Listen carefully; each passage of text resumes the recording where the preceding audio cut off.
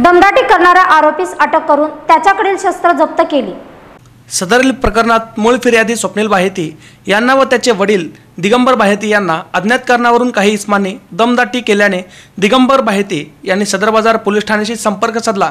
यानंतर घटनास्थळी सदर बाजार पोलिसांनी तात्काळ धाव घेतली, मात्र त्यांच्या हाताशी प्रवीण सुरेश प्रक्षाळे या इसमास ताब्यात घेण्यात आलं।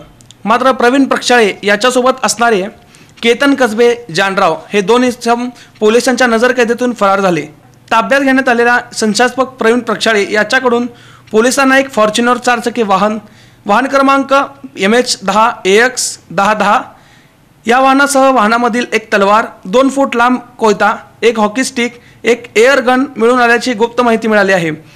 ताब्यात घेण्यात आलेला आरोपी प्रवीण प्रक्षाळे याला जिल्हा न्यायालयासमोर हजर केले असता मेहरबान न्यायालयाने प्रवीण प्रक्षाळे याला 2 दिवसाची पोलीस कोठडी सुनावण्यात आली आहे। सदरची कामगिरी पोलीस आयुक्त महादेव तांबडे यांच्या आदेशान्वये पोलीस उपायुक्त परिमंडळ अ मधुकर गायकवाड, सहाय्यक पोलीस आयुक्त महावीर सकळे यांच्या मार्गदर्शनाखाली वरिष्ठ पोलीस निरीक्षक राजेंद्र बहिरट, पोलीस उपनिरीक्षक कोकरे, सहाय्यक पोलीस निरीक्षक Ghodke, police head constable Borate, PN Shaikh, PN Tamboli, police शिपाई स्वप्नील जाधव, विठ्ठल जाधव, दत्ता जाधव, विठ्ठल काळजे, संतोष सुर्वे, बडोरे यांनी यशस्वीरित्या पार पाडली।